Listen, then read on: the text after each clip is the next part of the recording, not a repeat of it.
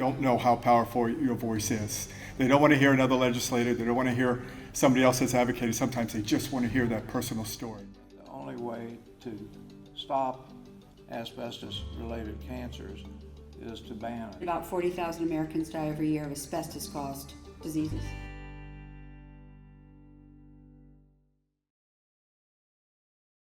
My children and I have been a part of ADAO since the very first Asbestos Awareness Conference in 2005. That's me front and center with Julie and Joey in front of me. Linda and Emily are flanking me.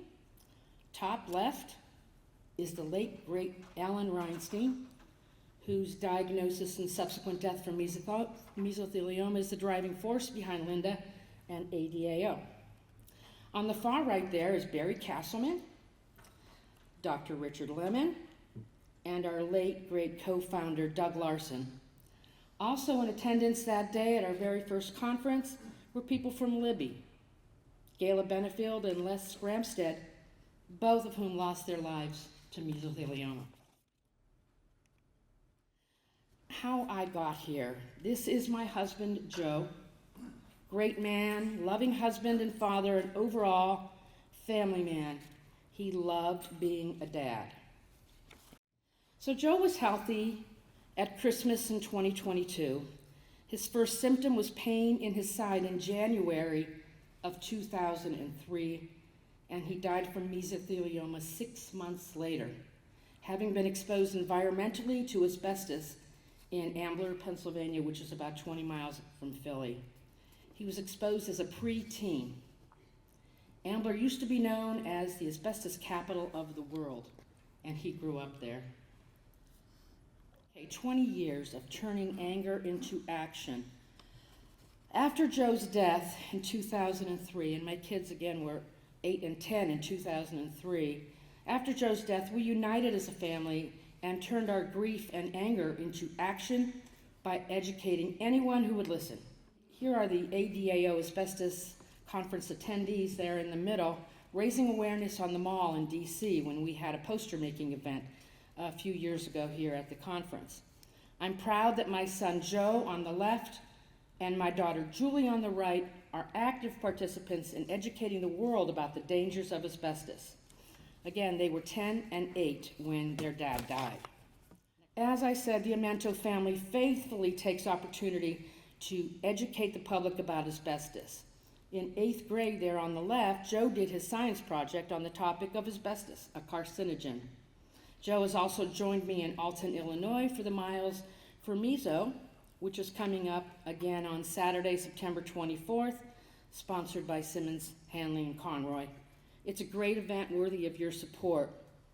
Joe and Julie also advertised door-to-door in Ambler for the ADAO-sponsored Asbestos, Be Safe, Be Smart seminar that we presented to the Ambler Borough Council and members of the community. So this is our Ambler community meeting. There you see members of the Ambler Borough Council, Ambler residents in attendance at our community meeting, including Bob Kuzmic on the back left there. He's an ADAO volunteer. That's Julie, Joe, and me on the right there with Dr. Keith Sengel from University of Pennsylvania, Brent Kynock from the Environmental Information Association, and Linda, and then a member of the Ambler community.